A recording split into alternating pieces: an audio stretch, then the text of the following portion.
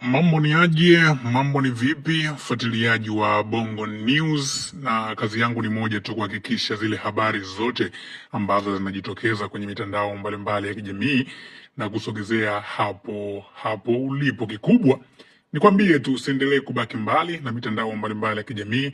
Kama bado hujasubscribe, basi nikuombe hapo subscribe, share, alafu uandike komenti ili tuweze kujadili masuala mbalimbali ya kisoka. Wakati huu ambayo nazungumza na wewe, napenda nikuletee taarifa inayomhusu mchezaji wa klabu ya Azam FC Faisal Salum Abdallah, na andiko hilo limeweza kuandikwa na mchambuzi wa soka kutoka pale Crown Media, na mzungumzia As Rafael Mwambeki. Kupitia ukurasa wake wa Instagram, As Rafael ameweza kuandika kuwa klabu ya Azam wamemfuata tena Faisal Salum Feitoto na kumshawishi aongeze mkataba mpya, ila Feitoto amegoma kusaini.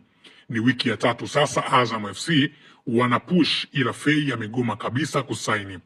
Fei anafikiria kuondoka Azam ili kujiunga na timu nyingine ambayo inawania vikombe. Fei anataka mataji na kucheza CAF Champion League. Simba wanaendelea kumshawishi Fei chini kwa chini, na wiki hii kuna kiongozi mkubwa wa Simba amempigia simu ili kumshawishi.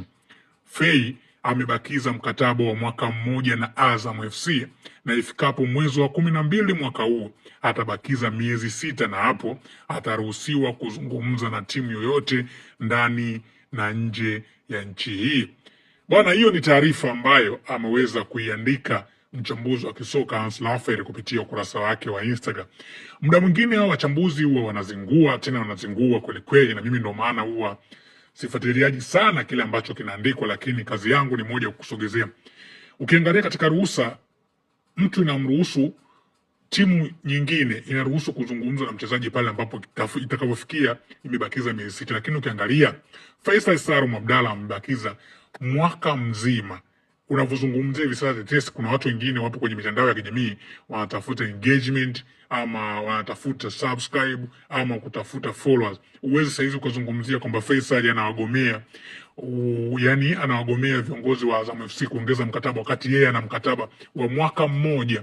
Sometimes wanazingua kweli kweli, ila mimi kazi yangu nimeshaweza kufikisha kile ambacho ameweza kukizungumza mchambuzi huyo kutoka pale Crown Media, japokuwa sometimes huwa anazingua kweli kweli, ila mimi nimekufikisha hivyo. Kwa namna ambavyo unahisi, unafikiri Faisal Salum ni wakati sahihi kwa yeye kuondoka ndani ya kikosi cha Azam?